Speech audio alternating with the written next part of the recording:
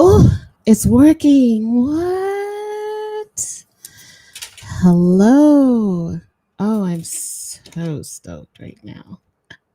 It's your girl Angie Goodes. Welcome to the Big and Serious podcast. I look a little day ghost dish. Let me fix this. I don't like the day ghost look. We're not trying to look day ghost dish. I look so washed out. Why? What's going on? Why? Why for? I'm just playing with my lights. I don't know why I look. I feel like I look day ghost dish. What are we gonna do about this? Uh, I mean, it was fine before. I guess we have to just work with it. OMG. It's your girl, Angie Goodes. Welcome to the Big and Serious podcast. Um, wow. Hello. Hi, hi, hi. Welcome to the building. It's 8 o'clock. I'm actually on time. I mean, I think that deserves a sexy horn. I'm going to give myself another one because what? I'm on time and everything is working optimally. Like, oh, wow. This is fantastical. I do want to take a moment to say welcome to Instagram. Do I have cheers? I don't think I have cheers, but I have a fireball. Welcome, welcome, welcome, welcome. Let's sound the alarm. The big things are gone. Yes.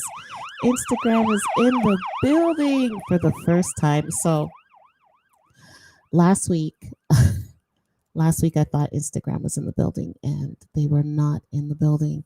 So a little embarrassing for me because I promise you I thought the people of them were there, but they weren't.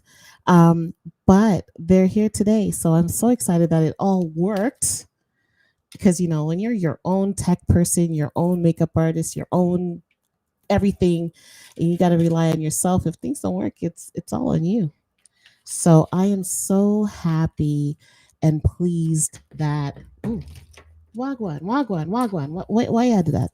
I am so happy and pleased that the things are working. This is such a blessing to me. I'm feeling really nice. It must be the day before a Good Friday. Trust me. It's such a great day.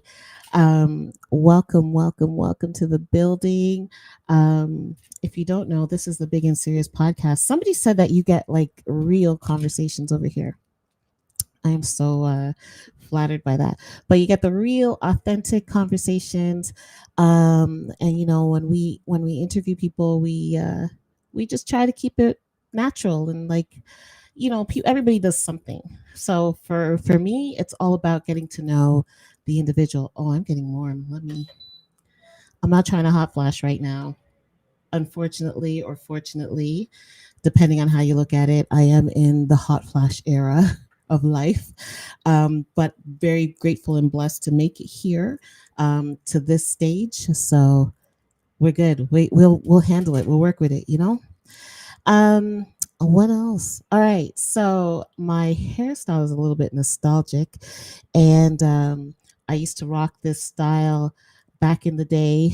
And back when when I didn't have locks, and back when I had a relaxer, I would also rock this style, but I would actually put my hair on some giant rollers. Mama Goodes knows about the rollers because we probably put our hair in rollers almost every night. But different types of rollers too, like the big ones, the sponge ones, the really tiny perm rod ones. Well, my mom never used those. I really like those because I wanted to cut my hair off, and nobody in my life wanted me to cut my hair off. So I used to wear the tiny perm rod curls to make it look like I had a little tiny fro until I eventually became a rebel and just cut my hair off and got a fro. That didn't go over too well with a lot of people. But yeah, so my hairstyle is nostalgic, and the reason why I decided there's a method to the madness, okay? There's a reason why I decided to go a little bit nostalgic with my hairstyle, and that's because tonight's guest is Nostalgic Playlist. Very exciting. They're a band, a four-piece band, and they play all kinds of music. And they do have an event coming up on May 7th. You know what? Let me grab it. Let me show you. Hold on, I'm gonna run into Instagram here, and I'll show you what I am talking about. What is she talking about? I'm talking about nostalgic playlist event that's coming up on May the 7th. So let me just find it here on their Instagram page. And you can follow them at nostalgicplaylist.to. All right, so I got it up. I'm going to share my screen and show you exactly to what I speak.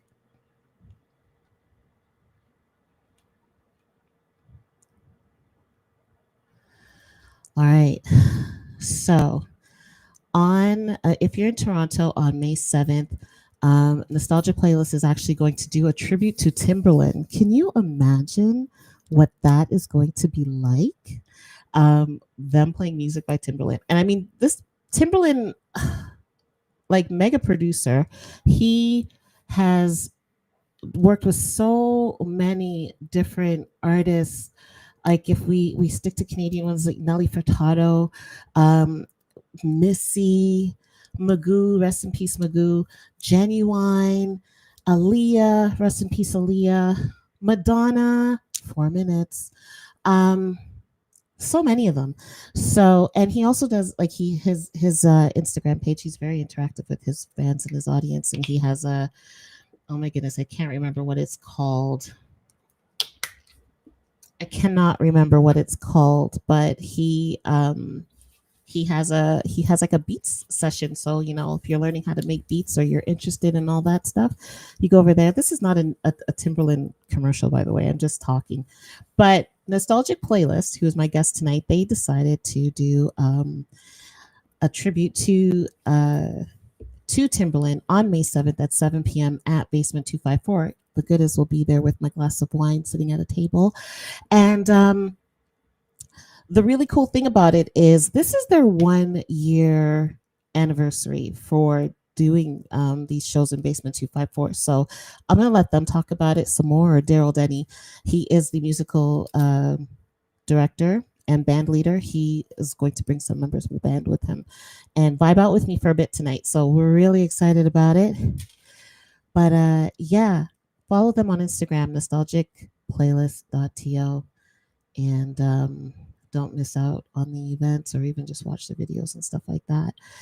I was debating if I wanted to play a song by Timberland, but because I don't know how Instagram is going to react to that, I'm going to leave it alone because I'm not trying to lose what I just got.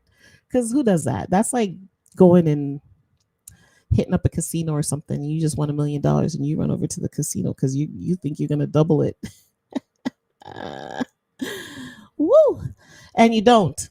And you walk out maybe in tears. Maybe you get rushed out by security because you try to fight everybody to get your money back. I don't know.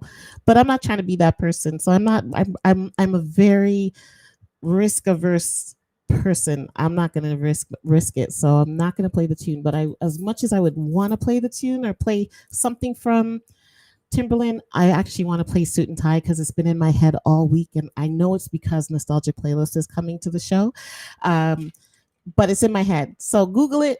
Google's your friend. YouTube's your friend. Go over there and play the tune, and you'll know what I'm talking about. Just because I don't know how Instagram's gonna act, but maybe at the end of the show, when it doesn't matter to me anymore, then maybe I'll play it. We'll see what happens.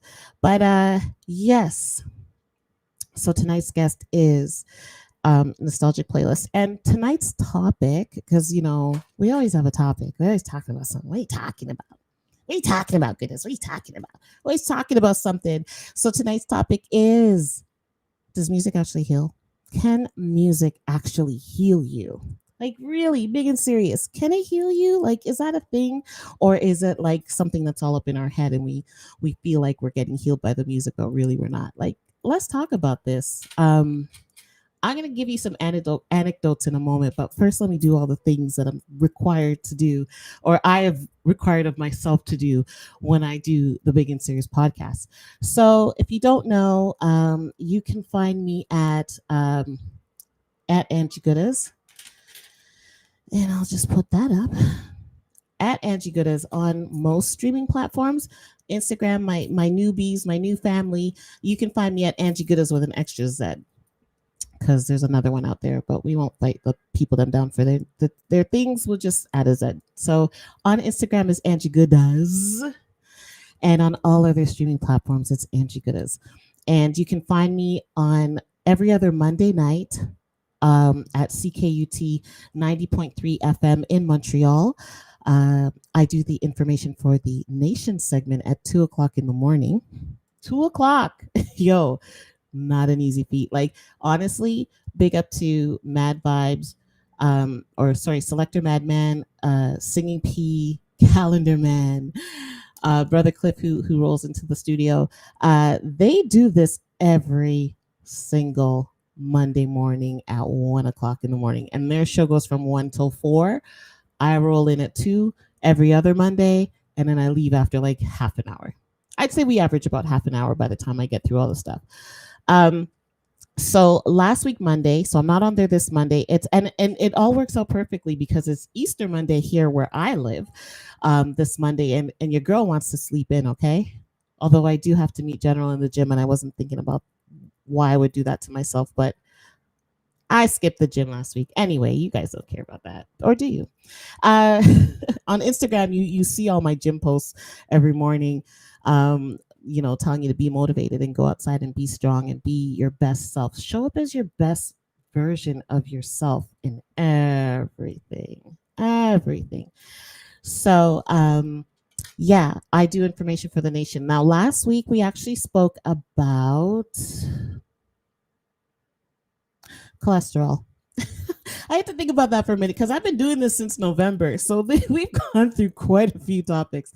But on Monday, we spoke about cholesterol. I learned so much. And the beauty of it is, I mean, I am not a medical person. I am just a regular, average outside, like human person outside, no specialization in the medical field. And just through researching, have found out information, and I've been blessed and lucky enough to be able to share it with the nation. So it's us learning together.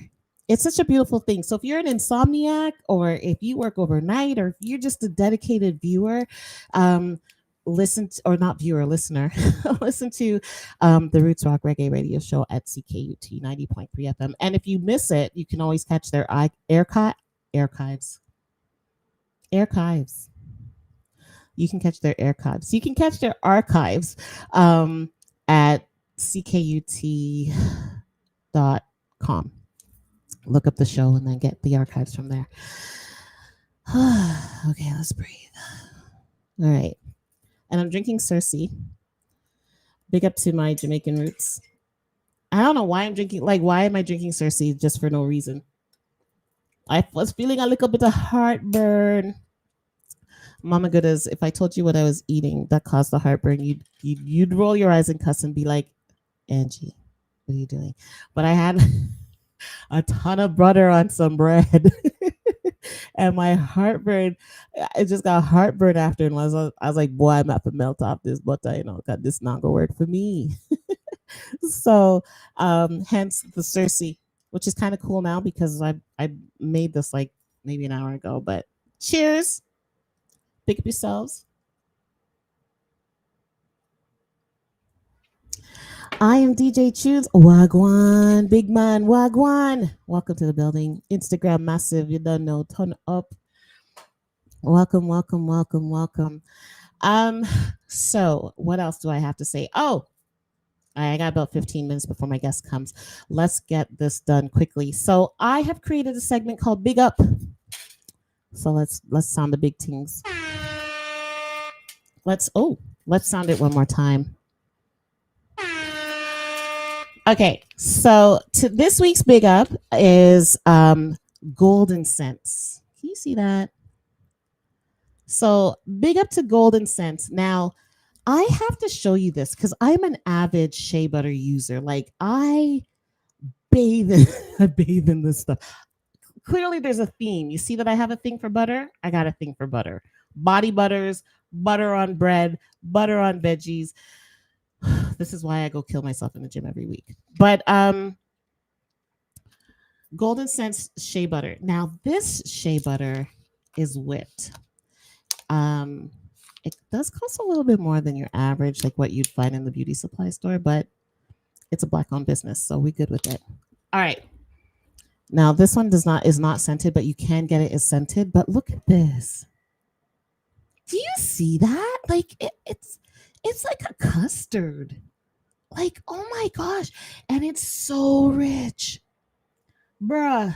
I put this on my feet. Like and I probably shouldn't talk up like, too much about the stuff. But listen, sometimes the feet get a little bit dryish and the skin is not the skin is not feeling the way we might want the skin to feel, sometimes. So, but this stuff is like the holy grail of shea butter. I'm not even lying. I'm not even exaggerating.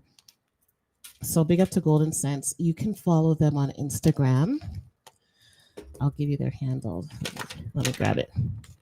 Where is it?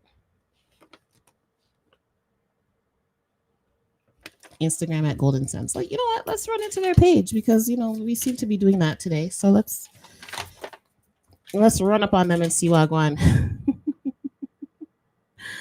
All right, so let's get out of this nostalgic playlist. We'll come back to that in a bit, but let's find Golden Sense.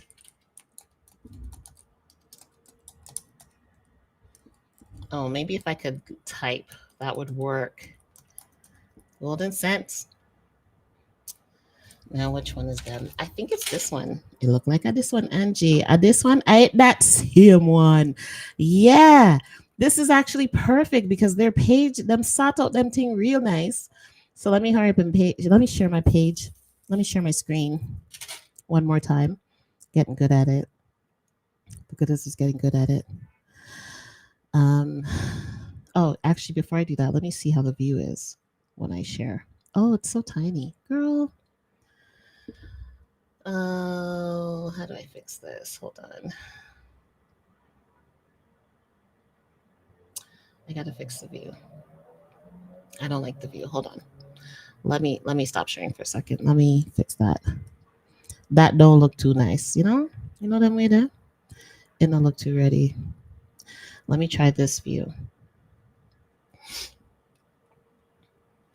Well, we iron out all these kinks before the guest comes, right? We make sure we're, it's like, oh, that's tiny too. We don't like that either. All right, let's try this one more time.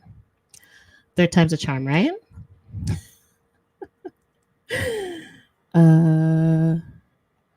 What's this one? You know what? Half screen. What? Picture in picture.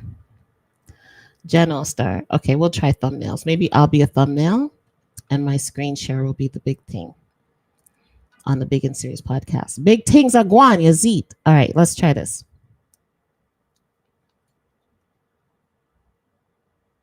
Yes, good as Guan, my girl. Yeah, man. You know, yeah, they have use, my girl. You have use. So, yes. All right. So, Golden Sense, which makes this, it's luxurious. Mama Good is going to probably take this. So, I'm going to have to get her own.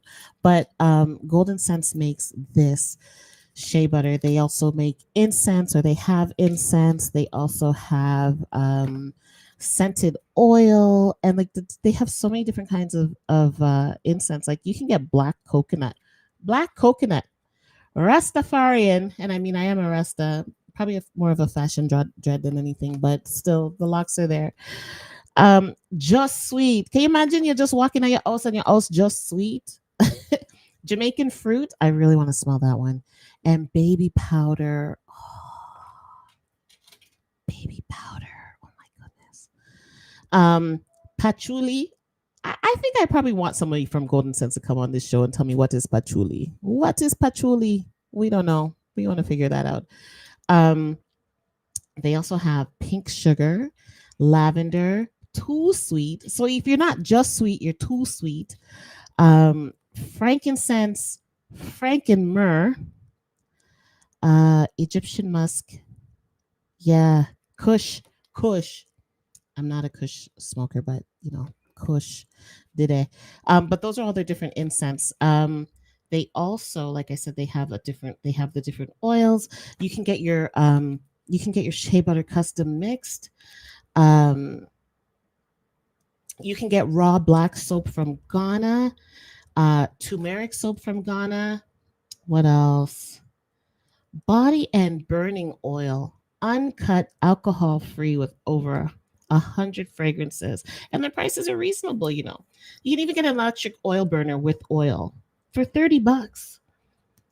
For $30, 29.99. Let's be specific here. 29.99 gets you an electric oil burner with oil, or without oil, you can get that burner for 19.99. So check them out.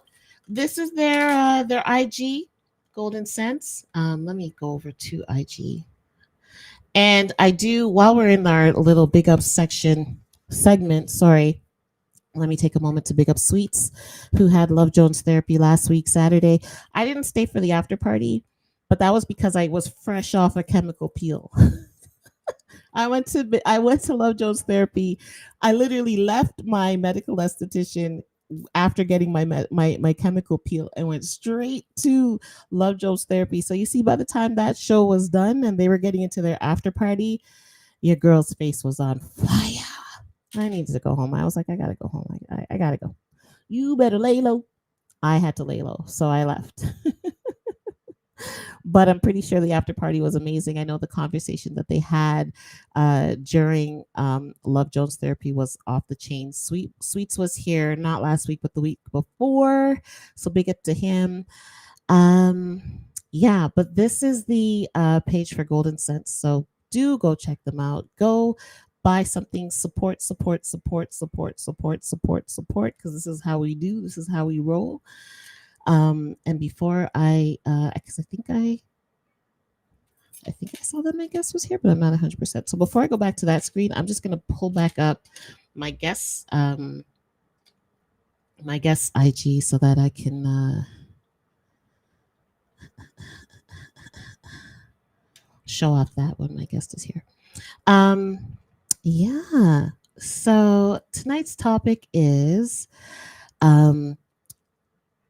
does music actually heal, or can music, oh, I see people in the chat. Let me run over to the chat.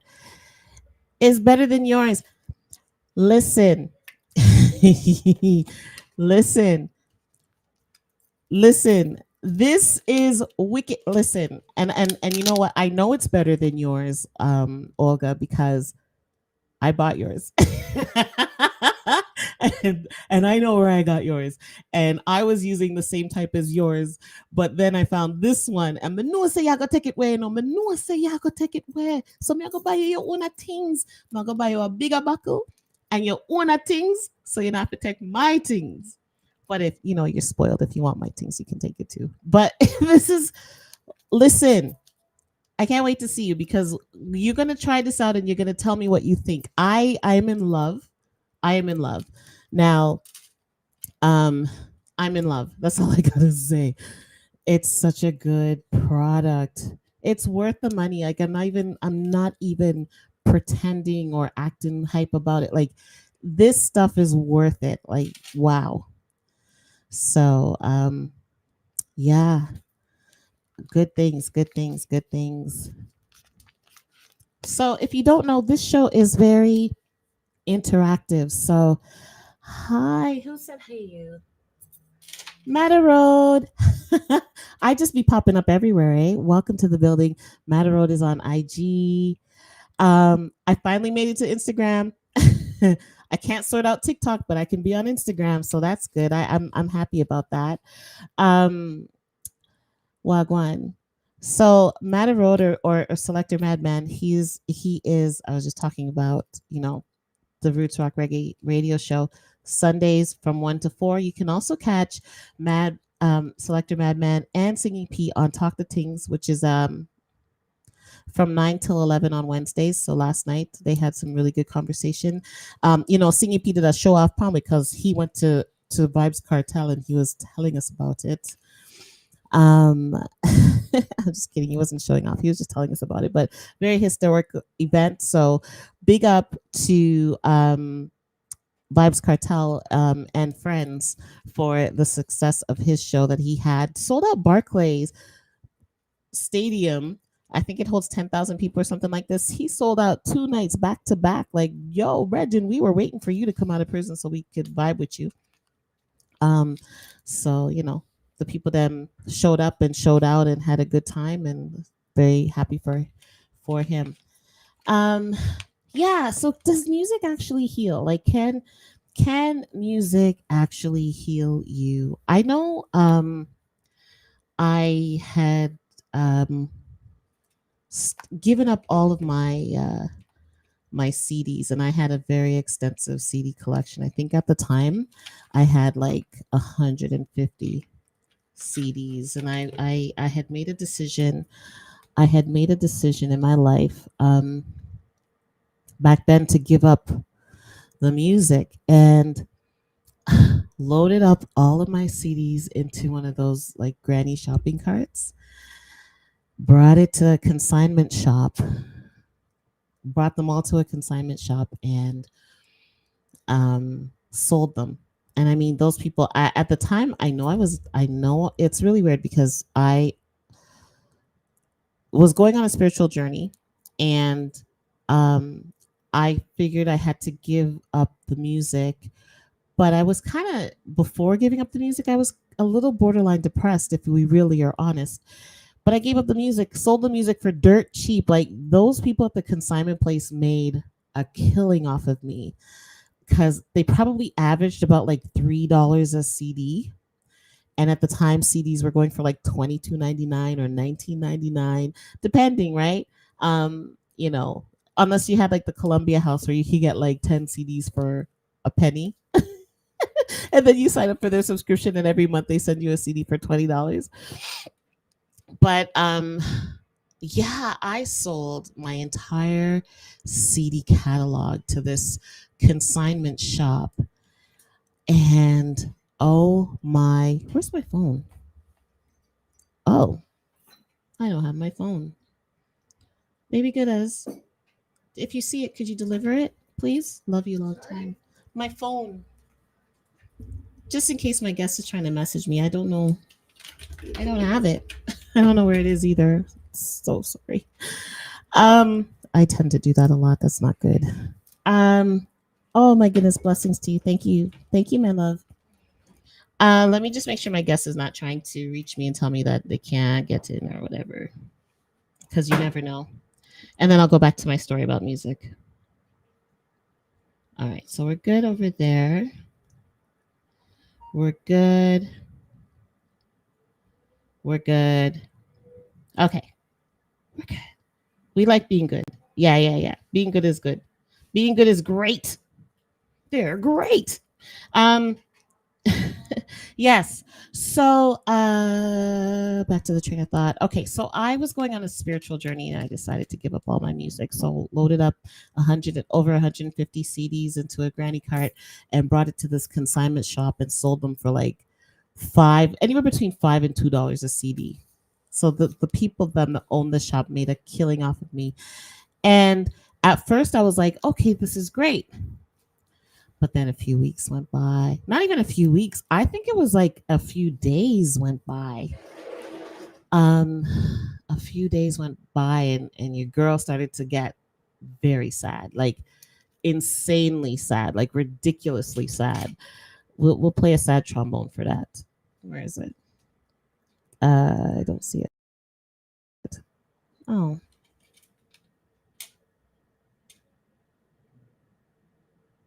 there we go.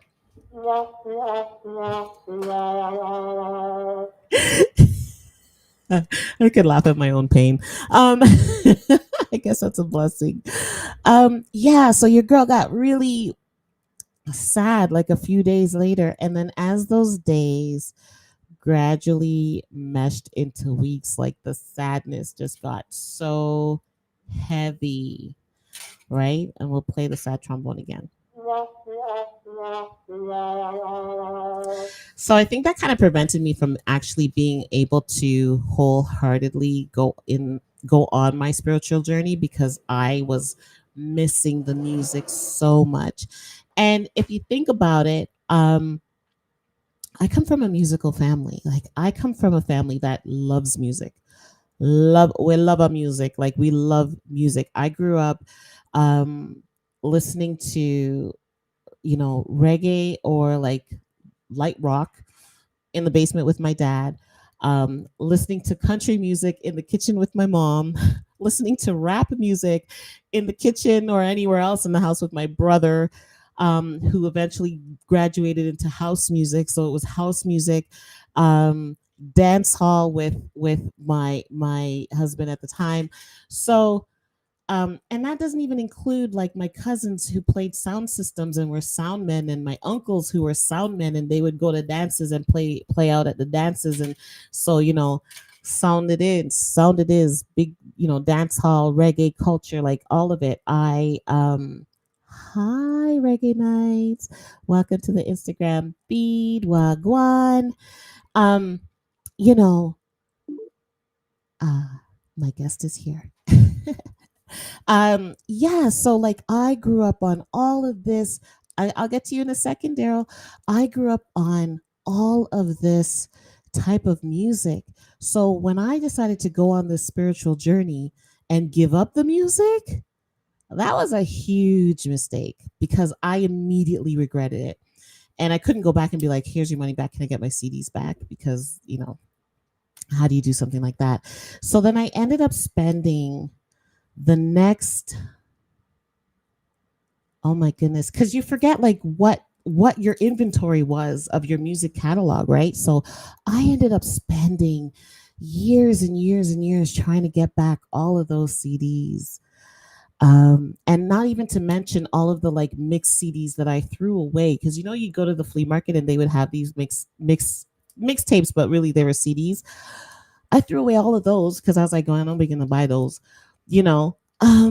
Crazy. So does music actually heal? Can music heal? Does music have the ability to do that? I want to see what Darryl has to say about it. So tonight's guest, let me go back to my captions.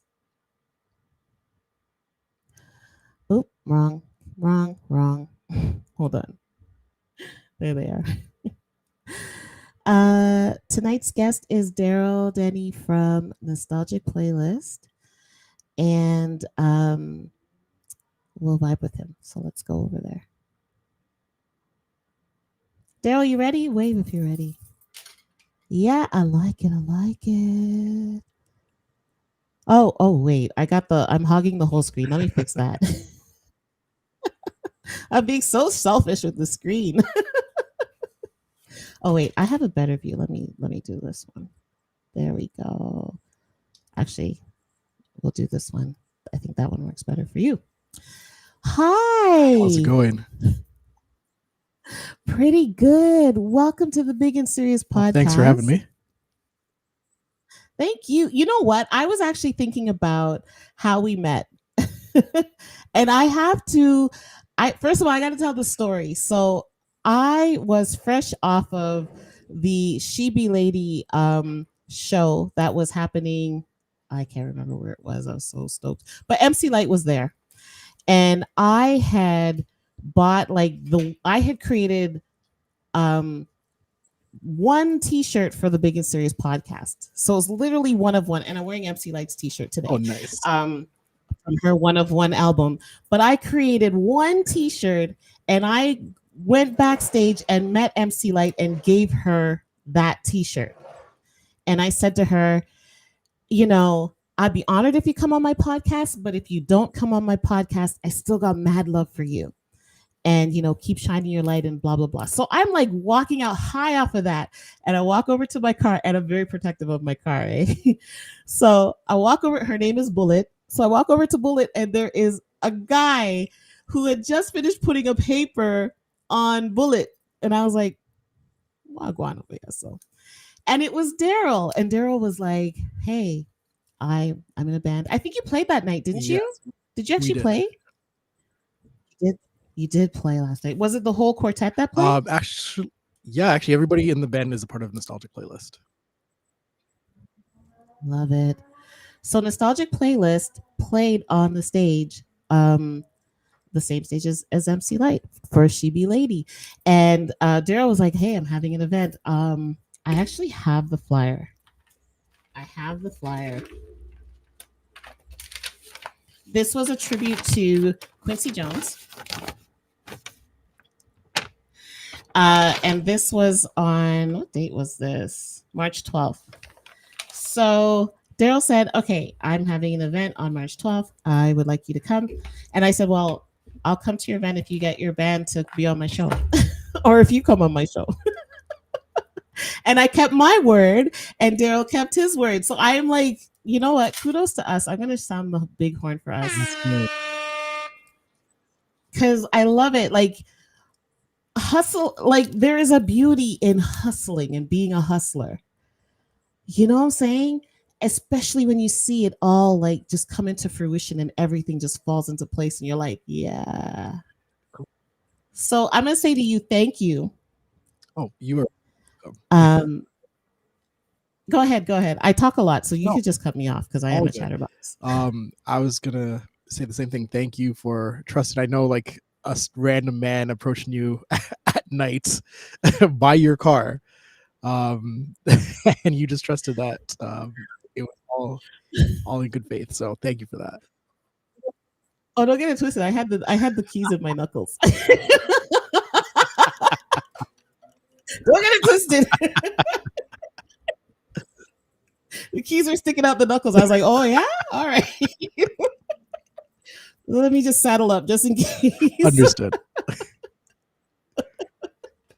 Glad I didn't have to saddle up. I didn't have to do anything. Just be like, I'm just trying to go home. Yeah. So, and even like,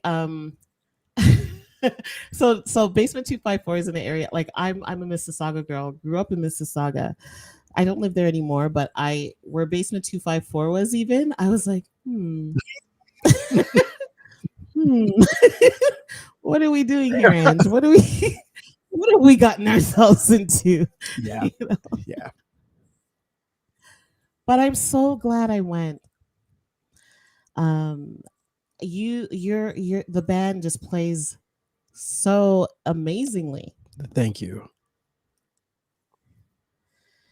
So my question is, first of all, tell the people, because like I said, I'm a chatterbox. I'm gonna let you talk.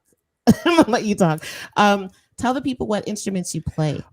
So I play all of the piano keyboard family. My main instrument is the piano, but I play keyboard, synthesizers, organs, both classical organ and Hammond B3. But my love and home base is always a grand piano. Oh, wow. Do you have a grand piano? Like, do you Not yet. That's definitely a dream of mine that we're looking to make that a reality. Oh, I love that. How long have you been playing keyboards, keys? Oh, 33 years now. 33 years. First of all, you don't look like you should be playing any instruments for 33 years. Yeah. Oh, you just blew me away with that. Okay. All right. 33 years. Wow. Where did you start out? So my mom actually bought this miniature toy keyboard for my younger sister. But she had no interest in it, apparently. So this is about when I was about age 2.5.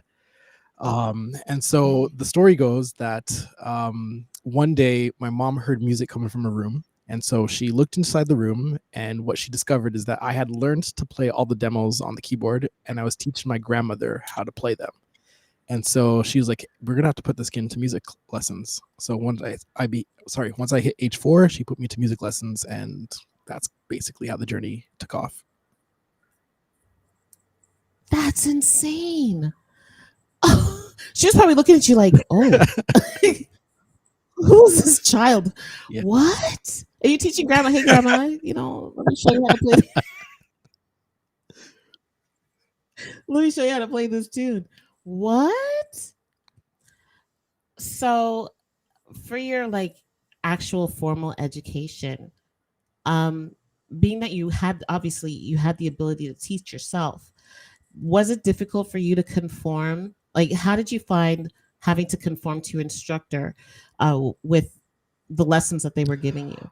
To be honest, it wasn't until post-secondary school that I had any challenges with that. All throughout, I was studying at Miriam School of Music, so I'm very familiar with Mississauga as well.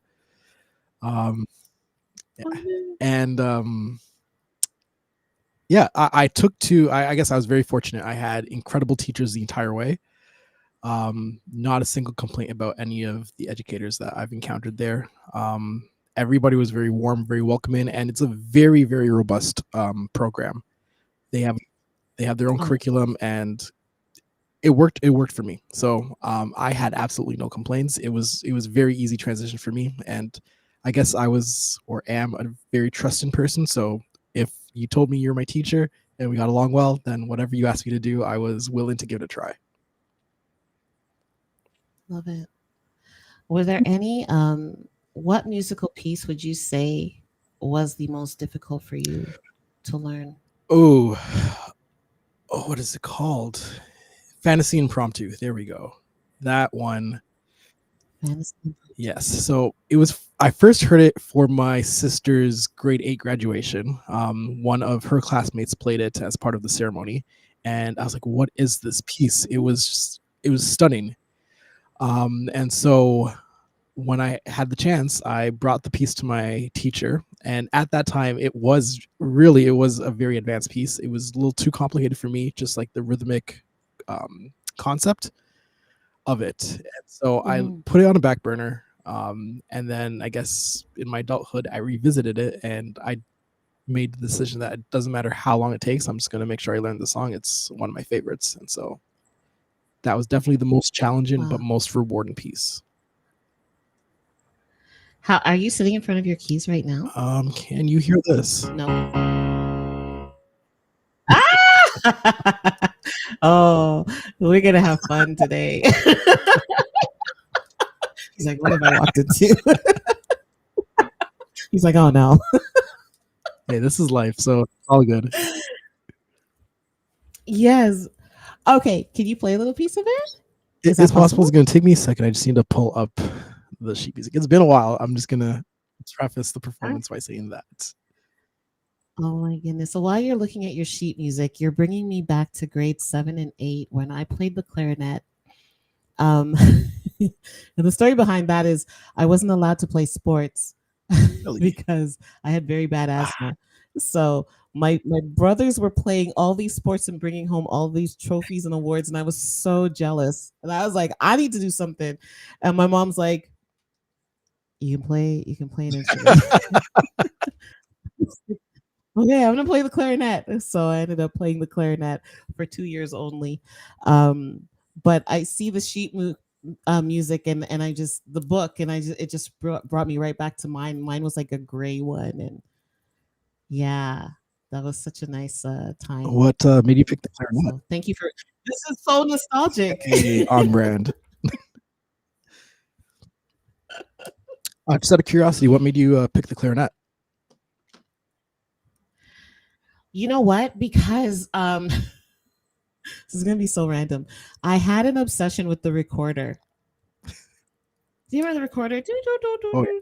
Yes, I had this insane obsession with the recorder, and I used to play the recorder all the time. So I'm pretty sure I drove my parents and my brothers nuts. But I was always playing it, like always just walking around with this recorder. At one time, my brother actually hid it from me, so I got another one. So the clarinet just seemed like a natural. I was like, oh, this is like a giant recorder. Yeah. I need to play this. That's hilarious. Yeah, that's how I ended up playing the clarinet. And you know, it's funny because a few years ago, like during the pandemic, I really thought long and hard, like, do you want to go back into like I kind of miss it. I might, I don't know. I feel like there's a desire there. So we'll see how that manifests. Well, I hope you do pick it back up. Well, thank you. Yeah, that'll be interesting. I'll probably drive everybody here nuts, but it's worth it though. Like she's podcasting and talking loud, and now she's playing music. All that. What's wrong with her? We'll lock her somewhere. Oh, no. All right, are you ready? Yes. Yeah. Okay. As I said, it's been a while, but we will see how this goes. It's all good.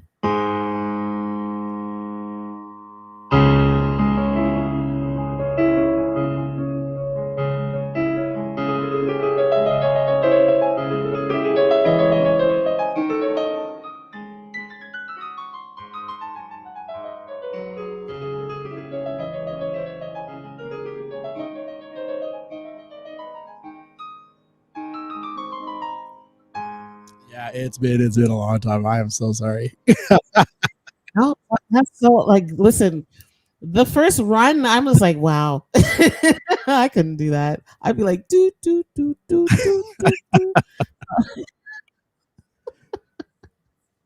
That's amazing. Yeah, I could see where you'd be like, you know what? This is not an easy thing to play. Oh, you brought band members with you. I see I have another guest Oh, in the let's green go. room. All right. So Tones. All right, Tones, are you ready? I'm gonna bring you on. This is mad cool. I'm geeking right now. I'm completely geek. I'm trying to maintain my composure. But the music junkie in me is so happy. Tones. Hello. Or maybe I let him in too quickly. He's not ready for me. I don't know. Let's see. Okay, we'll give him time. We'll wait a bit. We'll wait. Um, yeah, that's really cool. So, um, you've completely blown my brain out. Oh my goodness, this is so embarrassing. Okay, so I see you with like the sheet music. Do you have like books and books? Like, how do you catalog this? I know that was like three questions in one, but or two, but Okay, so I do have a bunch of books sprinkled all over my home. Um, these days, a lot of it ends up on the iPad. Um, and hmm. in a lot of ways, it makes things easier. At least it's all in one location. However, when it comes to page turning, when you had a book, you had at least 2 pages of music in front of you at all times. With the iPad, you're kind of reduced to one. And so it makes page turning a lot harder. But they have come up with devices like there are foot switches that you can use, and you can just tap it with your left foot, and it'll turn the page automatically. Um, Oh, so there are nice. ways around it, but I would say the 2 page presence is the one thing I miss the most about physical books. Hmm. And I can understand that because even just for me, Tones is trying again. Even for me, just trying to go from reading a regular book and going to like an e-reader. I don't like Yeah, e-readers because the book and the smell of it and the holding the pages and stuff in your hand. So I can understand when you say you miss being able to turn the page. And then also, oh, sorry, I have a ring. I have a ring sizer. I'm gonna stop playing with my ring because I've lost my ring sizer now. So I'm just gonna. And this ring is like my great wow. grandfather's ring, so I'm just gonna rest it right there and sort that out after. um, but yeah, like the smelling of the book and turning the pages, and then even when you listen to someone play and you can hear that little shuffle of the page in the music, like during the music, there's just something about Agreed. it, Yeah. you know, so therapeutic. So I understand that, but I love that iPad is figuring out ways to help musicians be able to use their technology and take advantage of it and save some trees. I Yeah. get it. It's bittersweet. Yeah, I get it. So Tones is not on camera. So Tones, are you only audio? I guess I wouldn't know unless I bring you on. I'm gonna bring Tones on, and then when Tones is ready to speak, he can speak. Hi, Tones, if you can. Oh, now the. Oh, I don't know He's what's going sending on. me a message. Hold on. Okay, for some reason, it's not allowing him to turn the camera or mic on. Oh, he might have to exit and come back in, like restart his system or his phone. And oh wait, actually, did you send it through Instagram Through or WhatsApp. email? Oh, WhatsApp shouldn't be a problem. Yeah, WhatsApp should be fine. But I know with Instagram you can't, like when you send the joining link through Instagram, it doesn't allow you to um use your camera or your phone, your microphone. You could maybe try emailing it to yourself and see if you can access the link that way. Let's see if that works. Okay. Okay. All right. And we'll just be patient till he gets here. Um yeah, so with the physical copies that you have of the music, how do you catalog it? I do a poor job of that, to be honest. Um, I recently had to, I guess, condense my library because I moved. So what I ended up doing is I split it into two groups, well, three groups. One group is books that I'm not really using anymore, that I might eventually either donate or use for my music school when I get that going. Um, the Mhm. other is books that I will be using for ear training. And then the last one is resource books that I will either revisit to brush up on a concept or pieces that I've wanted to learn or that I've enjoyed playing in the past. So those last two groups stay with me. And then the first group is in storage right now. Okay. And then of those groups that stay with you, are do you have them alphabetic? Like I'm just wondering how you like do you do it by genre? Like what would your I swear I didn't do anything bad. They're not coming for me. Uh, I promise. This My neighborhood gets loud sometimes. Yeah, how do you catalog that? Like cuz I'm just thinking like when you're looking to like, there's a song like for example, Suit and Tie by Justin Timberlake is in my head. It's been in my head all week. All week. But like how do you catalog it so that you can find it when you're ready? okay. So for all things nostalgic, that's honestly that's done without any sheet music. That's all just yeah, What? we listen to it and we learn it by ear and then we retain it.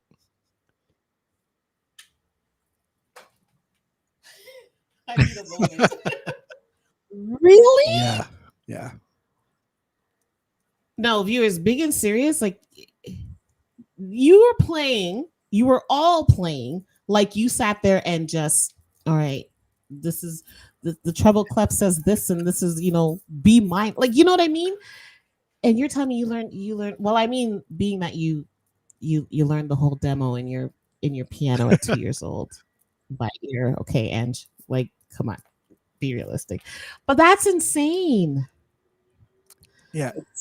How long does it take to learn a song by ear So for it you? varies from song to song, but I think the hardest arrangement I've ever learned by ear maybe took maybe 2 hours. Um, on average, a song, if it's like a contemporary song, one or two listen throughs, and I can typically play it. If I have to really play like the melody with high accuracy, that might take about an hour to get down, but typically between 15 minutes to an hour. Wow. Yeah, you definitely have a musical ear. You definitely have a musical ear. And then I guess I guess you use to your advantage like the whole ability to have a jam session with it and have fun with it, right? I'm sorry, one more time. Sorry, I'm saying like you probably when you're playing it, I guess you have that ability. You know when you have like a jam session and you're vibing out and you're doing whatever you want to with it. I guess you use that to your advantage. Definitely.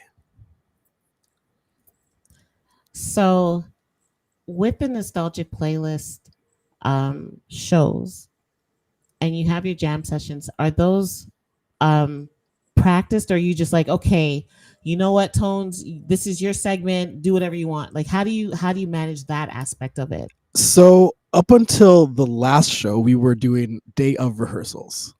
So I would send a set list and trust everybody to do their homework just to come prepared, knowing the song and the form and well enough that you can be flexible with it. And then we'll run through things during sound check. We'll talk through a couple ideas, but I like to keep it relatively loose. It just leaves a little bit more space for magical moments to happen. Um, Mhm. with the last show, the music of Quincy Jones was a little bit more complicated. So we chose to do a rehearsal, I think it was like 2 days before. Um, and that Okay. gave us a chance to run through a couple of ideas with a little bit more detail.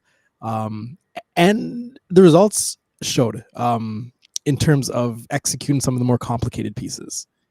Um, so I'm thinking we're going to try to apply that a little bit more often. It's this weird thing. Musicians typically don't like rehearsals. And I What? liken it to the fact that, yeah, I believe just most times we've done a lot of shows where you just show up, you know the repertoire, and you just execute it. That if we don't have to rehearse, we would prefer not to. But you can tell when a band is well rehearsed and when one isn't. Um, Mm. there's just a tightness that comes with a well rehearsed band. Hmm. So is that like lack of desire to rehearse? Is that because of wanting to keep a freshness and a newness to the holistic sound of the band? Like what causes a musician to not want to rehearse? Honestly, usually it's a time to reward thing, at least for me. Um, a lot of times rehearsals are either unpaid or at a lesser scale. Mm. And so if you know that you've done your homework and you can trust that the rest of the band has done their homework, let's eliminate the middleman kind of thing. Let's just do our No, I homework on get our it. own and show up and do it. I get Um, it. yeah, but it doesn't I always get work. it. It does not always work, and sometimes rehearsals are necessary and beneficial. As much as I personally try to avoid them, I can also say they are beneficial. I get it. I would definitely be that person like, I'll see you there. I'll see you Exactly. there. I promise I'll know it. I'll know it enough to be able to jam out to it. Like, Yeah, that's the like your mentality sheet a lot of times. I'd probably be borrowing some of his sheet music too. Like, hey, do you have, I think I need to look at it real quick. That definitely happens too. It's like, oh, you have a chart? Do you mind send that over just real quick? Let's As you're trying to drive to the venue, right? exactly. What is this? Yeah. um, so how often, like what is the frequency of the shows? And happy anniversary when it comes. I'll be there with my glass of wine or my Southern Comfort or my specialty cocktail. We're still deciding what we want to do for that because Thursday is a work day, but we're trying to figure out which drink we want because I've kind of confined myself to a one and done. But we'll figure it out. But so if you see me with like different kind of glass, just be like, Angie, those are not the rules. Like this is like asking for sheet music on the way to the show. Like, what are we doing? Don't do this. I'll take that glass, thank you. So if that's um, what you want to set up, I'm game for that. yeah, just my mom would love you long time. She'd be like, yes, yes, hang out with those people. Those people are good. um, but congratulations on or happy anniversary for your 1 year anniversary show that's coming up. Um, what was the journey behind starting these shows, and what is the frequency of the shows? Oh, well, thank you for that, and we're looking forward to seeing you there. Um, so nostalgic playlists has a little bit of a story behind it. It started off. I'm trying to keep this really short. That's all Um, good. but I was in a project called Seven Sold. It was an original project for the most part. It was original arrangements, and then we started to do compositions. And we were at a recording session, and the setup was taking forever, but they had a grand piano there. And so while they were doing the setup, I made my way over to the grand piano, and I just started playing "Rock with You" by Michael Jackson, solo piano style. And it was the first time ever having or ever trying to play it with melody, just solo piano.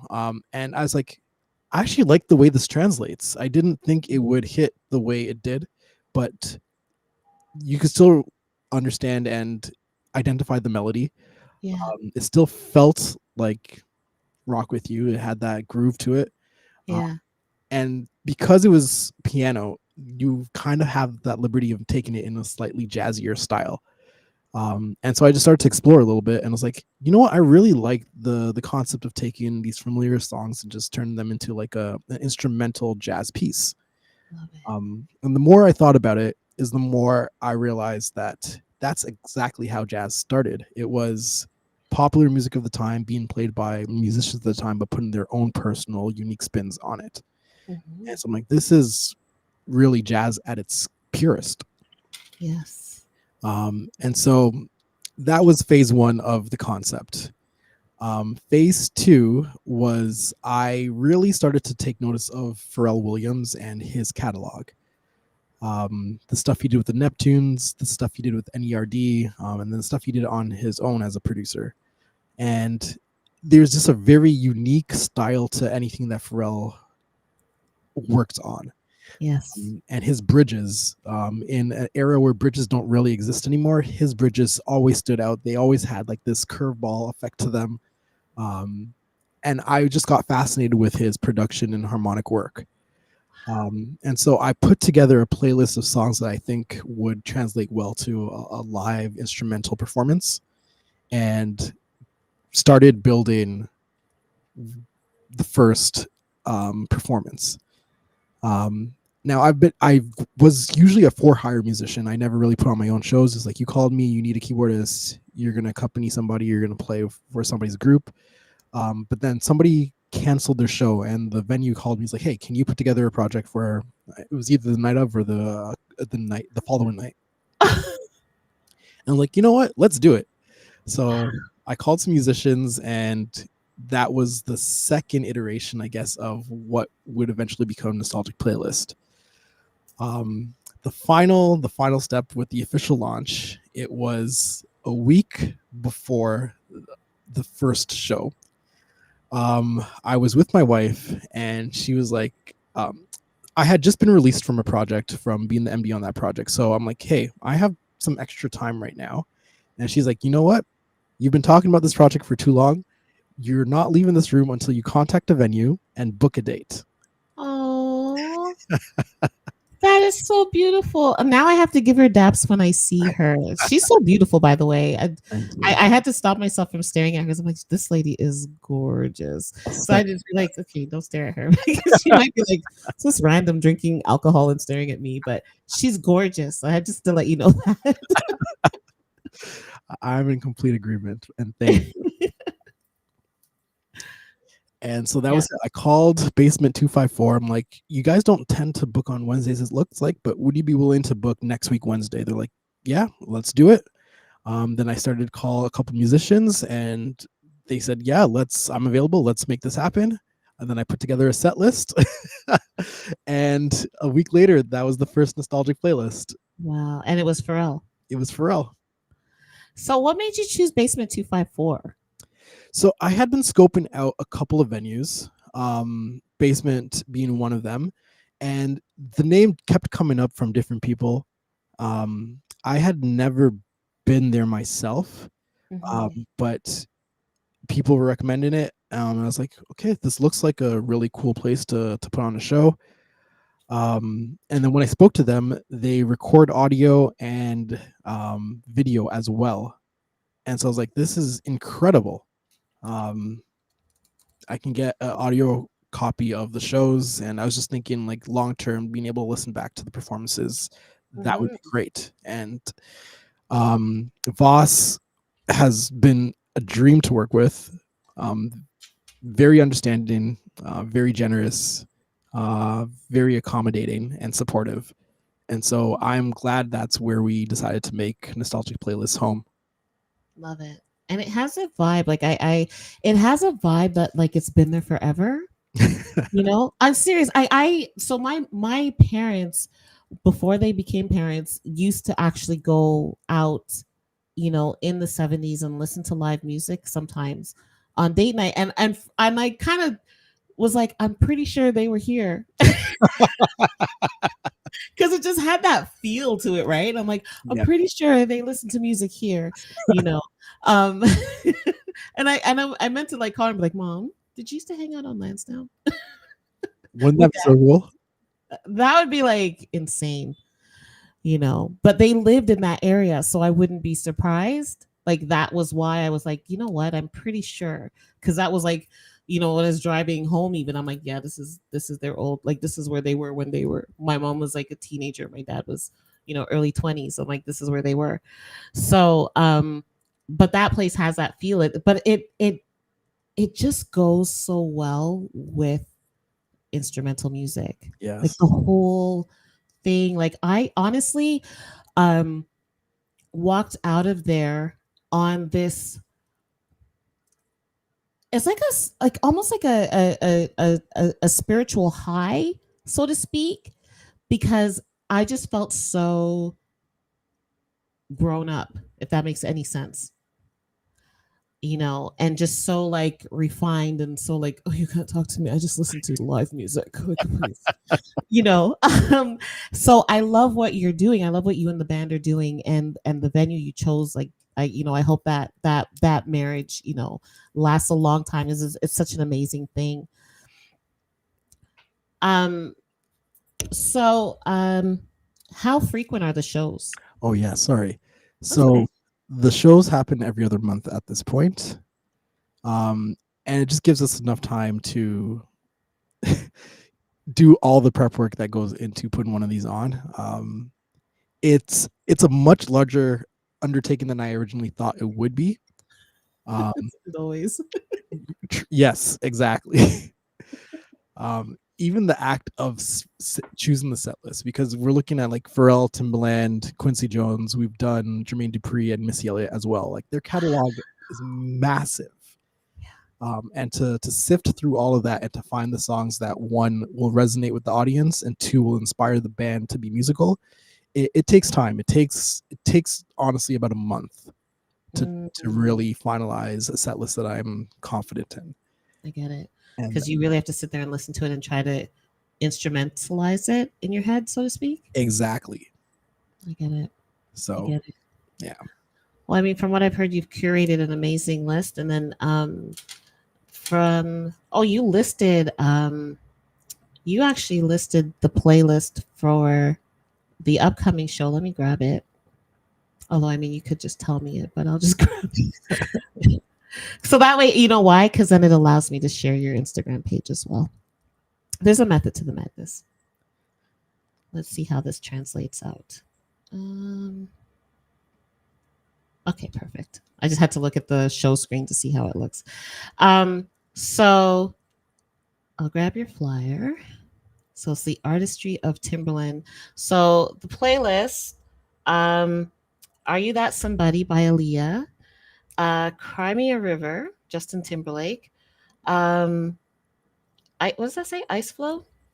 Oh, Icebox. Box, sorry, Icebox. Um, and then The Weekend by SZA, and Pony by Genuine. That's gonna be really interesting. Yep. I gotta see. I really have to see what you guys do with this one. But this is so exciting. Like to let me bring this closer. There we go. This is really exciting. So with the catalog of Timberlake, were you not Timberlake? Sorry, Timberland. All good. Having a moment. Were you like, oh man, this is like a really huge project? Like, how do I narrow this down to like 5 or 6 songs? Like, at any point were you like, what have I done? Oh yes. And funny enough, this is the second Timbaland show that we are doing. Really? Yeah, the second show we actually did, it was Timbaland. So this is Timbaland Volume 2. Okay. And you'd think it might have been easier the second time around, but it definitely wasn't. Yeah, it's there are so many songs that you're like, I loved this song growing up, but it doesn't fit. It just doesn't translate well to an instrumental project. It's going to get stale very quickly. That's the other consideration that is huge, is like, what can we do to make this song last for 6-7 minutes and have everybody in the room still be interested in it? And if I don't feel confident in our ability to execute that, the song has to get cut, regardless as to whether or not it was a hit. And that's just, it's one of the harder decisions to make. But for me, it's the customer's experience. I want everybody leaving that room being like, I enjoyed every moment of this. This was a trip down memory lane, with a couple of surprises, maybe even a new introduction to a new song or two. But Oh, I want people to be like, I used to club to this music. I used to listen to this music as a kid. And now I'm taking a different approach and appreciation for the same music I already love. yeah. It's awesome that you're doing that. I know I had attended a wedding a few years ago, and they had a band that was playing Bob Marley music, jazz style. And that brought me down this insane rabbit hole, you know. And for the longest time it was just like instrumental Bob Marley jazz style. And then I had found this one lady who sang the lyrics. Hey, Oh my goodness. I was like, yeah, insane. Insane. So I get it. Like I totally understand where you're coming from with it. And the concept. It's I'm surprised that there are not more people attending, or is it like bigger in the summer? Like how does the audience flow work for you? so it's typically bigger in the summer. This is what, April, so January, February was the last one. Yep. No, March. March. Thank you. So I knew a couple of things because I took a bit of a break because I'm a new father. Yes. Um, And I wanted to get into that after, but congratulations. thank you. So I took a bit of a break, knowing that that break will interrupt the flow of its growth. Okay. Um, and I knew coming back in March was a little premature, but it was Quincy's birthday. Um, Mhm. and I didn't want to miss that opportunity, just considering he had passed so recently. Mhm. And so I was like, let's just do it. And if the attendance is great, it's great. If it's not, it's not. But I have to pay tribute to one of the biggest influences on my musical career. So Yeah. let's go. And it was huge. Like it was worth it. And you had a big audiences. I mean, I was sitting on the side. I'm a little bit of a loner sometimes. So I was just like, new area. I gotta scope this out. I'm gonna just sit over here and like feel out the scene. But when I got up to go to the washroom and I walked past that huge wall, I was like, oh, it's a lot of people here. Yeah, that's the interesting thing with that wall right there. It can trick you. Yes, definitely. But it's a good confidence booster, especially like if you walk in, like for me, I'll walk into a place and I'm kind of shy at first and I'm not really looking at anyone and I'm just trying to like get my bearings and just be there. So, it's a nice area to like gain that confidence and saddle up and be like, all right, I'm good. I can do Yeah. this, and then you see the crowd and you're like, hey, what's up? Hey, great music. Cheers. Right. So yeah, it's really cool. But I'll know now in May, I'll go early so I can get my spot. Thank you. So I don't have to be standing up outside. um, so you have a daughter. I do. Yes. Oh my. And she was the cutest thing. So you were playing and your wife brought your daughter and sat in the front row and she had on the cutest headphones. I was like, oh my gosh. So cute. So how has you being a musician been an influence on your daughter? So it started in the womb. We would play classical playlists and jazz playlists and some of my recordings from projects that I've played on to her. And we would notice immediately if she was acting up, as soon as we threw on the music, she would calm all the way down. Oh. And that more or less translates to now that she's out. She does really gravitate towards classical pieces, especially classical pieces played by strings. Mm. That's where she really gets like in her zen mode.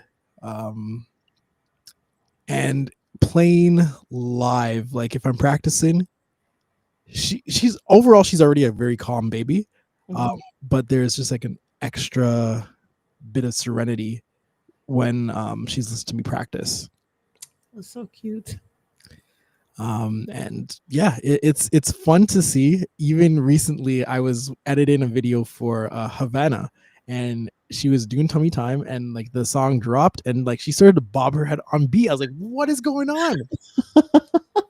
It's one of the coolest experiences. But come on, Dad, you can't be surprised because I mean you were teaching Grandma how to play music at 2 years old. So come on now, come on now. I'm honestly hoping that these genes carry on toward with her, because I'd love to see her have a love of music, and even if she doesn't do it as a career, that at least for childhood she picks up an instrument and she's willing to stay with it. Yes.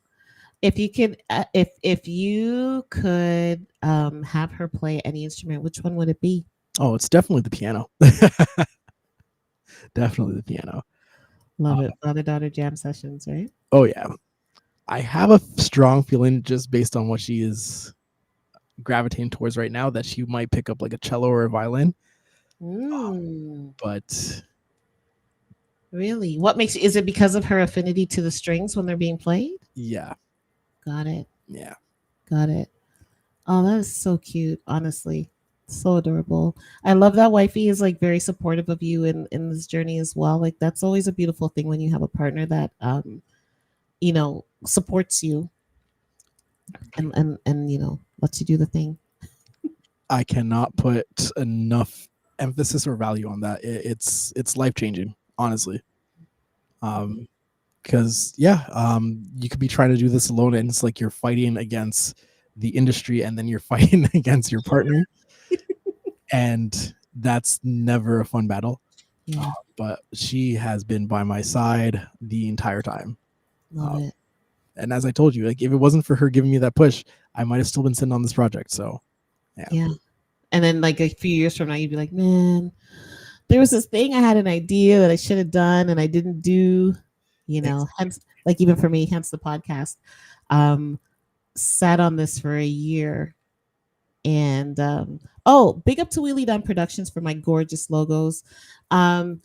I actually, when I finally decided, like, all right, I'm going to do this podcast, I called up Wheelie and was like, hey, I need a logo for a podcast. This is what I want to do. And he was like, Ange, check your emails. And I'm like, what are you talking about? And he's like, I sent you one a year ago. Can you go look at it and tell me if you still like it? And I was like, what? Wow. No way. Seriously. And hence. And it's incredible. Yeah. Wow. And he even made me my own beat. So like I have a beat that I play in the background. It's called the Casamigos rhythm. But yeah, like I have my own beat and everything. And all of that just sat on that stuff for a year before finally saying, all right, Ange, let's do this. Brilliant. Yeah. So what gave you the final push? So I had been on a podcast before with other people. I call it the People Them podcast. Hey.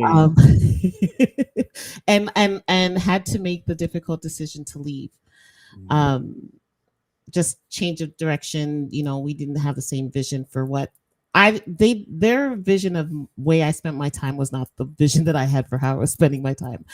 So I had to leave. And I left and didn't know what to do, and kind of thought, well, you know what, I'm just gonna fade back into obscurity and just kind of live my life. But I had a thing on that podcast for interviewing younger artists. So if you were just starting out, or and you had a new song or whatever, and you wanted to talk about it, you were very welcome to come on on their podcast and talk about it. And we treated them the same way that we would treat the big artists, because that podcast allowed me to interview like Marcia Griffiths and Ding Dong and Luciano. So they were reggae based. Wow. Yeah. So we treated the newer artists or the younger artists the exact same way we treated the stars, the international stars. And that made the newer artists gravitate towards us. So they were always sending us music. They were always like, hey, when can I be on the show and stuff? And when they found out that I was no longer on the show, because I'm the chatterbox, so I was the one that did all the talking on the show, most of the talking for the interviewing, they started contacting me and saying, "Hey, like you need to be a voice. Like we need you.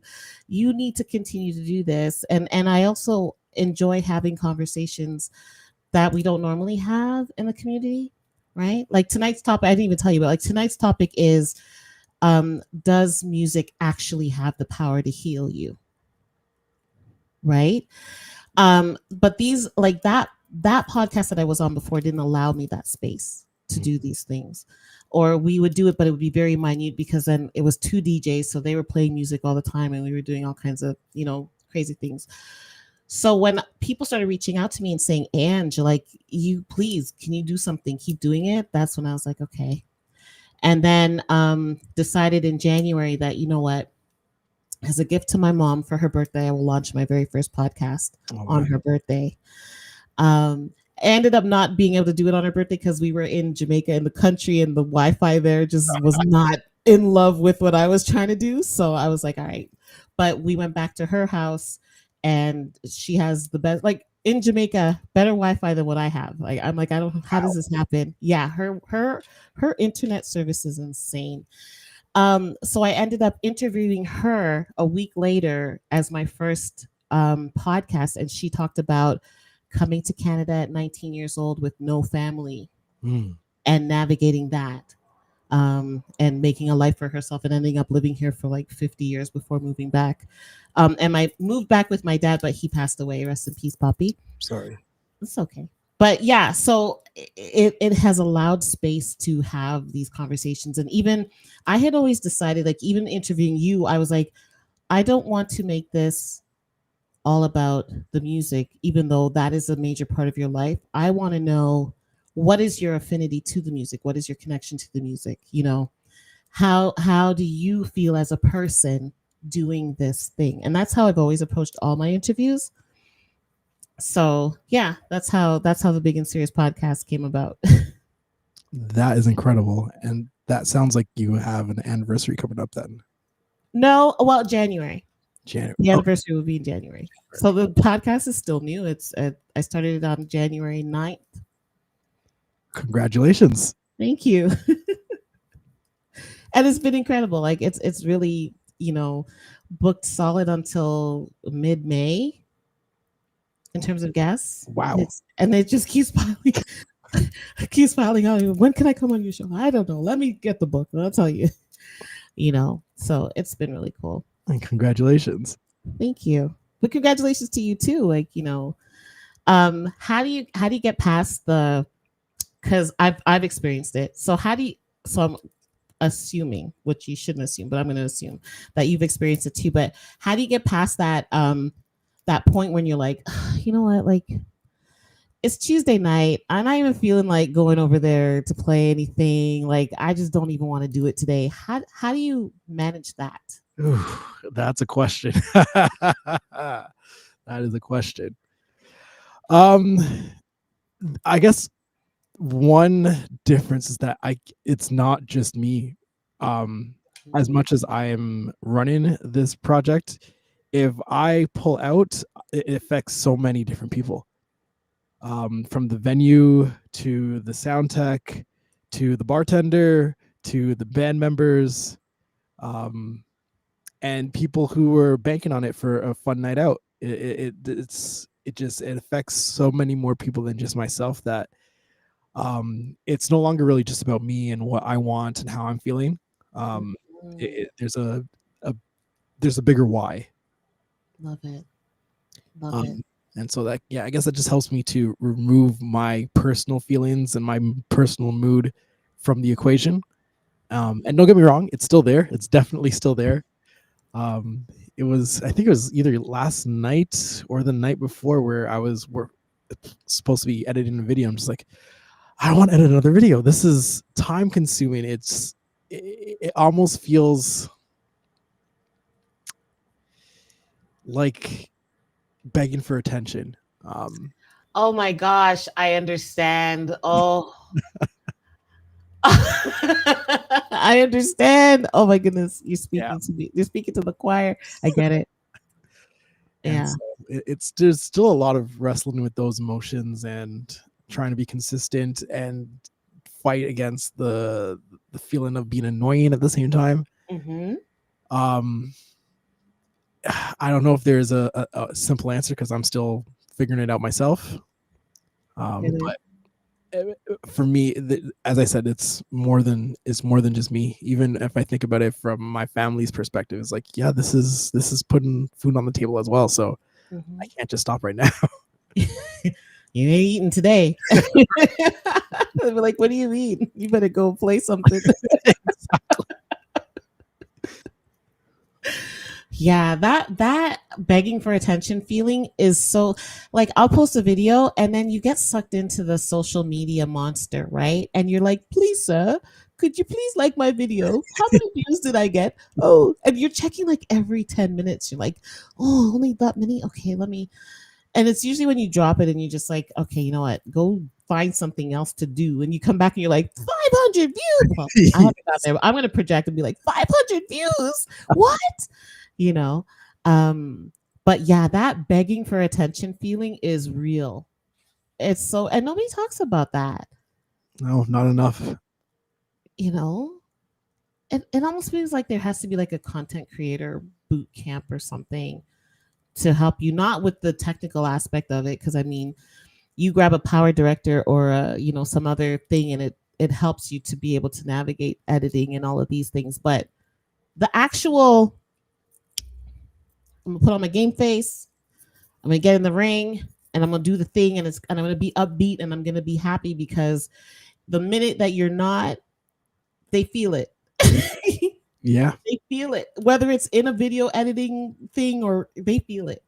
So it's being able to get that game face and move forward with it that I know I need help with. And keeping it going. Like today, for example, I mean tomorrow's Good Friday, right? And I'm like, I finished work at 4:30. I finished my day job at 4:30, and I was like, oh, I'd love to just clean this place, pull all the furniture out, and just clean everything. And then I was like, you don't want to do that just before a podcast because then you're just gonna want to sleep. So, Yep. right. But there's always something else that you're like, oh, I could do that, or I could go to the store before they close, and yeah. So I get it. It's tough. It's truly tough. Mm-hmm. And if you go ahead. sorry, no, you first. No, you go. Yeah, I was gonna say if you're not doing it, it's hard to understand. There's just an added element of stress and responsibility that it's hard to explain if you haven't done it. Mm-hmm. Mm-hmm. It's true. Like my boyfriend's a streamer, so I'm always like, oh, the streamer and the podcaster. Like we do the same thing but different. But even with him, like he'll be like, babe, look at this video. What do you think? And I'm like, I don't want to see your video. And he's like, come on, just what do you think? And I'm like, oh, this is actually good, right? And then when he gets the crazy numbers. I don't know. He talks about the most random things and he gets the crazy videos, the crazy views. Whereas I'm like, let me educate you on the history of music. And this was the studio that these people, and they're just like, yeah, we don't care about that. Let's look at this guy talking about snow. Like physical snow coming from the sky. And people are like, oh my goodness, this is so profound. Let me share and like. And I'm like, really? Really? Yeah. Really? I feel you on that one. But it's nice to have I see that he goes through that too, where it's like, I don't want to make another video. And sometimes I just want to shut it down. And I'm like, do you really though? And he's like, no, I'm just going to take a nap and then I'll circle back. Like maybe eat some food. You're probably hangry, right? For sure. It's a real thing. Yeah, it's crazy. But before I let you go, I'm a Michael Jackson junkie. Love a Michael and his sister Janet. Me and Janet share the same birthday, by the way. So your show in May is my pre-birthday celebration. Oh, wow. It's a kickoff to the birthday celebrations. Although you really shouldn't celebrate, or for me, like I don't celebrate until I take a month for my birthday, but it's like from May 16th to June 16th. But your show is like the the appetizer to the main course for me. So before you go, I'm going to ask you, you could pick any MJ song because we love a MJ around here. Could you please play a little bit of a Michael Jackson song for the audience? For sure. Let me figure out which one I want to do. I actually might have. Let me see what I have here.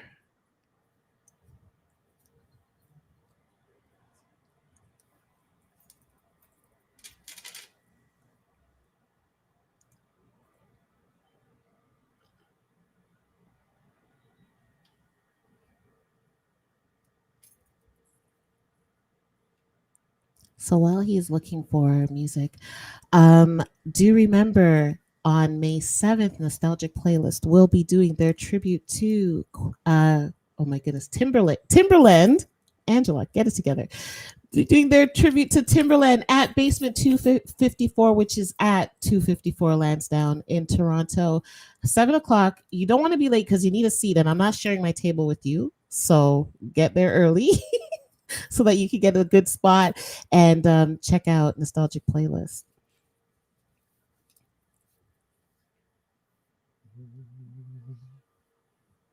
He's getting into the song.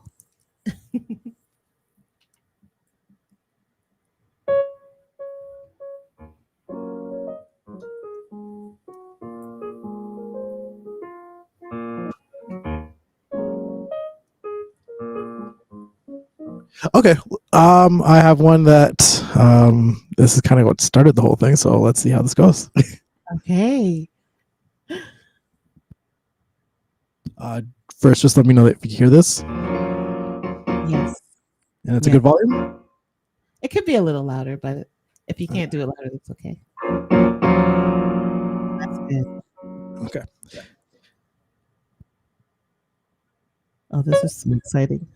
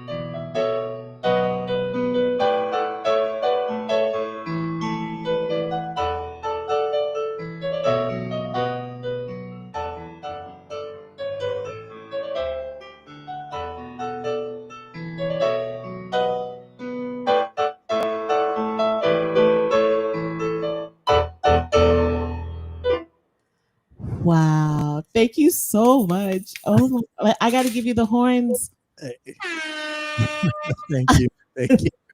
Thank you so much. This has been such an amazing conversation. You know, you have to come back again, right? Like Well, you for just don't. sure. Or else I'll be standing down at the bottom of the steps of basement 254, like Darryl, class, Thursdays. Yeah. When are you coming? Every show I'll be like, when are you coming? You'd be like, oh my gosh. We have to change the venue now. We have a stock. No, I'm kidding. We have a stalker. Change the venue. Don't even advertise it.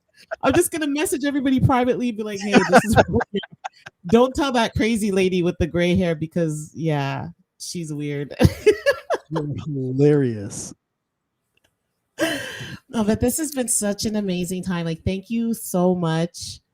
I really appreciate you taking the time to talk to me, especially with, baby girl probably waiting for like her bedtime song, you know. Um, but I want to say big up to you, big up to the rest of the band, um, and keep doing what you're doing because you are infusing life into people, and it's a beautiful thing. Thank you so much. You're very And welcome. yeah, it's been an honor to be on here, and I look forward to the next time that myself and hopefully the rest of the band next time as well can join Tell you. them be like, y'all missed a good time. I'm gonna be rubbing in their faces. They are going to see these clips nonstop. So Yes. Definitely, I'd be like, mm-hmm. I'll even show up. I'll probably bring I'll bring my oh my goodness, my tablet and be like, you want to see this thing that happened? no, Look at this. just mid performances, hold it up. It's like this could have been you. Yeah, just be like, be like, oh my goodness. I'll be like, hey, you see this? Yeah. Oh my goodness. Yeah, but whenever you guys are ready, we're here. We're here. We're not gonna even when we don't want to, even when we'd rather clean the house, we'll be here. Or when we'd rather take a nap, we'll be here. Well, we appreciate that. Yes, thank you. But I will see you on May 7th for sure. Don't forget, people, Basement 254 at 254 Lansdowne. Nostalgic playlist, tribute to Timberland, like the shoes. You don't want to miss it. Darryl, it has been a pleasure. Thank you so much. Pleasure was mine. Have an amazing night, okay? You too. Take care. Yes, that was such a mad cool conversation. Like, what? Music is life. Like, so to answer my question, after having Darryl play, a couple songs and just talking about music and just talking about sheet music, can music actually heal? I'm gonna say yeah. Yes, it can. Yes, it can, and it does, and it's such a beautiful thing. And it could be any genre of music, right? Like whatever music it is that brings you that energy and that vibe. Please do just gravitate and move towards it and bask in it and relish in it and enjoy it. I'm gonna show their flyer one more time, just so that if you want to show up, you want to be there, and like I said, I'm not gonna share my table with you, but I'll be there. I'll be there. Here's the flyer for the show. Let me see what view my show is on, just to make sure that you can see it nicely. Hold on. I keep doing that. Okay, so you're going to go to Basement 254 and you're going to watch the show and follow them at nostalgicplaylist.to on Instagram. You can get all the information, and they have really cool clips and all of that. And immerse yourself in the music for sure. I think I want to. We do have some time left. I know I'm probably going to get kicked off, but I just want to play this song. It's in my head, okay? It's in my head and I can't get it out of my head. So I figure, hold on, let's do this. Wait 1 second. Yeah, this song is in my head. And so it's been in my head all week. All week. I even led, if you watch the commercial for tonight's show, I led with this song, because that's how much my brain has had this song on repeat. So I'm going to put it on. I think this is the proper view. No, this is the proper view. Sorry, I just have to tell my program what view I want it to be on so that when I share my screen, you get a pretty view. All right, let's see what it looks like. Yes, yes, Angie does. Yes, I saw it go. It's baffling. Let's. Okay. Oh, that just I needed that. I can't even tell you because, like I said, it has been in my head. Oh my goodness, it has been in my head all week. So I had to, and I didn't play it. I purposely did not immerse myself in the song. I did not at all. So this is the first time I've actually heard it since the week that has been in my head. So we got a few minutes left before I run away and go back to my normal life. I would be so rude if I did not big up these people. So I'm going to all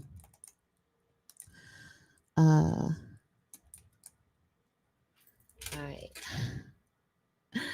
Big up these people. It's so important.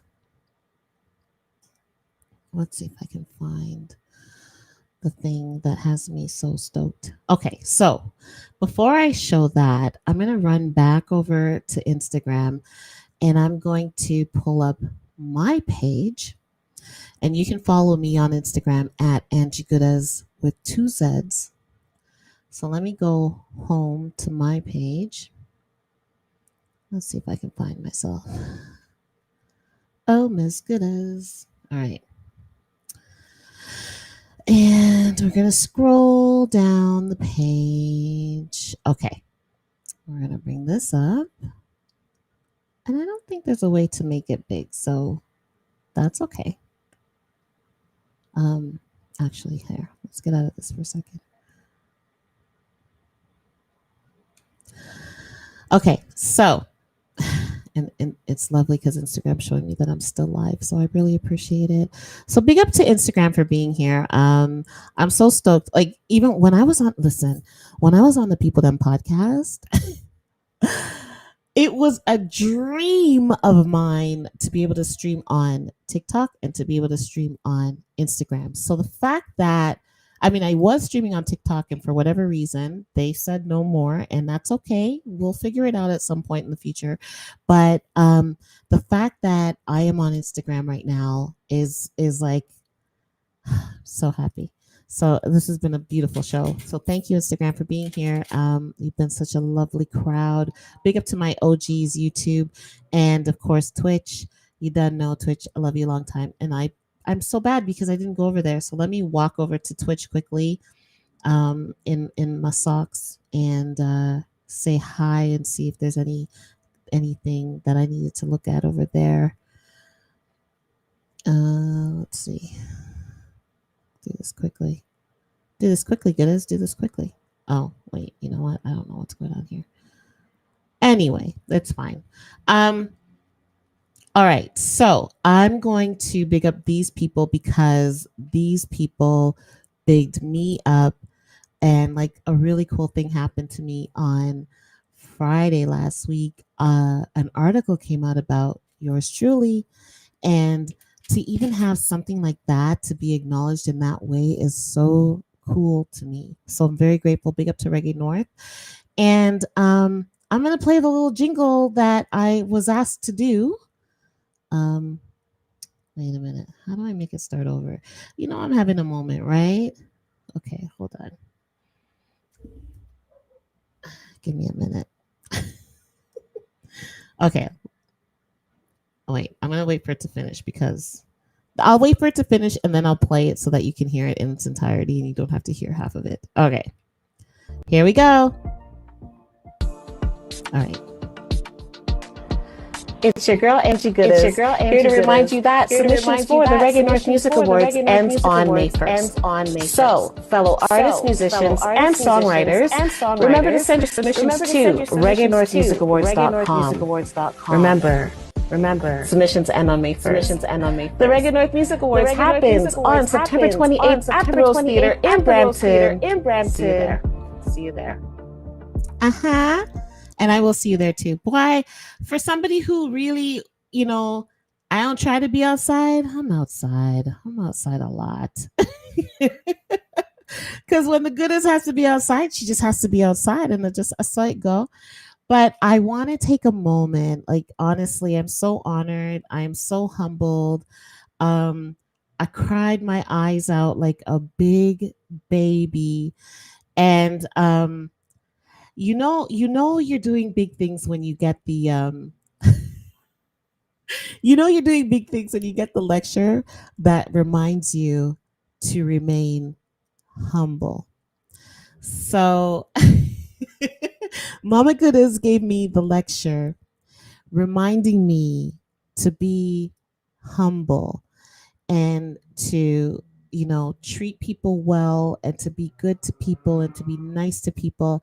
And that tells me that, boy, Gooders, you're doing something, and it's warranting you to get a warning, because it could be very easy to get big on the ego and ego trip, and we don't ego trip around here. We don't do that. So and I mean, she wasn't the only person that gave me that lecture. Big up to Pastor Smith, who also gave me that lecture and said to me, Angie, make sure that you always treat people like humans, and you're always kind to people, and you treat them well. Because again, it is so easy to ego trip. Like, you get a little bit of attention and you're like, oh, I am all that in a bag of chips. And there's nothing wrong with being confident. There's nothing wrong with, walking in that energy of your own personal greatness, because we all have it. We're all great people. But greatness lies in how you treat others, right? Make sure that you're treating others well, no matter what your success is. And even if you're not, in a point where you're successful, make sure that you are still treating people well. All right. So, this article,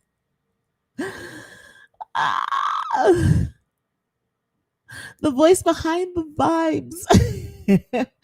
I'm so grateful. That's Miss Diva. So if you don't know, I do manage Miss Diva. She drives me nuts. We drive each other nuts, if we're really honest. But there's just something about the duo that just works. So big up Miss Diva on the outside. And if you don't know, there's a Montreal Summer Reggae Festival happening on June 27th at the Polish Hall in Montreal. Many big names: Macca Diamond, Jack Cutta, Eddie Charles, Zentale Brawlin, Asher, Donna Makeda. Oh my goodness, so many big artists. So you don't want to miss that show. But anyway, this article is about me. So go to Reggae, and it tells you like the history of the Goodas, and the other people, the people, them podcasts that I was on, and all that stuff. So check it out. reggaenorthca.com. Read about it, and there's so many other good articles on there as well. And then of course, do remember that if you're an artist, musician, songwriter, the submissions ends for the Reggae North Music Awards. Let me just scroll back to the top of the screen so you can see that. Submissions for the Reggae North Music Awards ends on May 1st. Sorry. So it's ending soon. The time is, it comes up quickly, eh? Like, no ramp. You want to get your submission in. And there's 14 categories or 17 categories, I think Tony was saying. So, if you click on submissions, actually, while we're here, why don't we check it out? If you click on submissions. It'll tell you all the categories. So all the categories are there. Figure out which one you fit into, read their policy for their category submissions, and do the thing. And you never know, you might just win something, right? You just never know. You might try a thing. Who knows if there's one for podcasting? Maybe I'll put one in too. I don't know. I'm gonna read the different categories to find out. I know for sure my artist has been advised to submit her make her submissions. But if you are in that realm, in that space, do yourself that justice and submit. Loud up your own team, right? If you don't loud up your own team, who's going to do it for you? It is 9:58. 2 minutes left in the podcast, so I want to take a moment to big up Darryl, Dennie, and the Nostalgic Playlist Band. Again, Basement 254, which is at 254 Lansdowne Avenue in Toronto. Go on May 7th at 7 o'clock. I'll be there. Let's listen to some really good live music. And they are a vibe. I'm telling you, they are a vibe. Does music have the ability to heal? I'm going to say yes, it does. A musical life is a beautiful life, and you don't have to necessarily be a player of instruments, but be a consumer of music. Do yourself that favor. Find what music speaks to you and just enjoy it, vibe out to it. As always, Wheelie Don, you don't know. Thank you for my beautiful logo and the Casamigos rhythm, which I didn't play today. I played it when I was making sure all the things work for the podcast, but I didn't play it today. Next week. And actually, speaking of next week, oh my, sorry, my mic stand slammed it a little bit. Sorry about that, for that loud noise. But let's see who we got coming up next, because we are booked. Like, that is a blessing in itself. So actually, if you want to come on the podcast, or if you want to send your song for starting in May, we'll be doing starting in May, I will be doing Musical Mondays from either 7 to 8 or 8 to 9. I'm still deciding what works best for the good as, but 1 hour, we're going to do a one and done. We're going to talk about new music, and we're going to talk about, we're going to pay homage and respect to, music of the past. 1 hour. I'll let you know what that hour is. Still trying to figure out what works for me and what works for the household.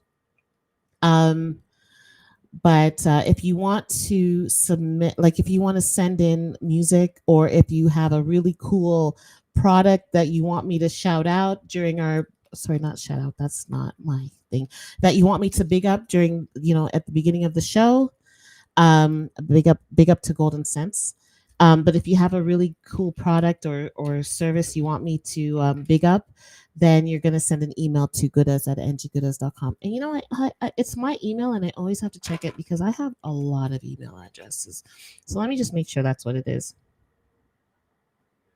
Yeah, goodas@angiegoodaz.com. So GOODAZ at ANGIEGOODAZ.com.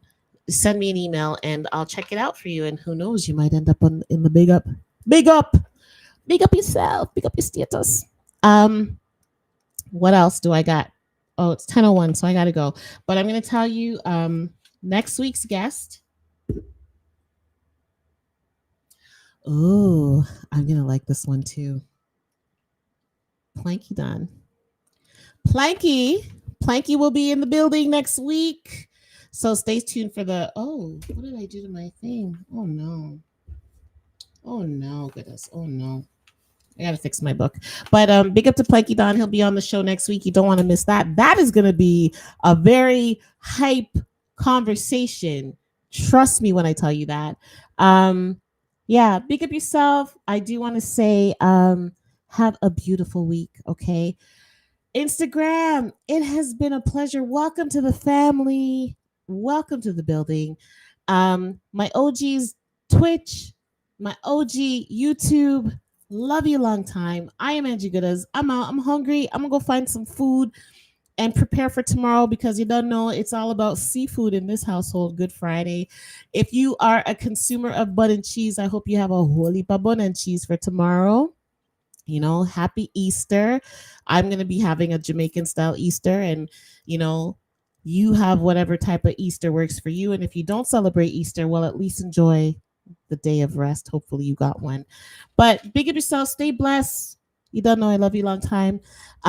So the thing says to end the stream on Instagram first. So I'm gonna make sure I do that so you don't see or hear any weird things. So let me end that one first. Oh, that was easy. It was like a one click and it's done. Yo. It was a one click and it's done. Bruh, that ended so quick. I'm in a headspin. That ended so quick. I'm in a tailspin. Oh my goodness. Wow.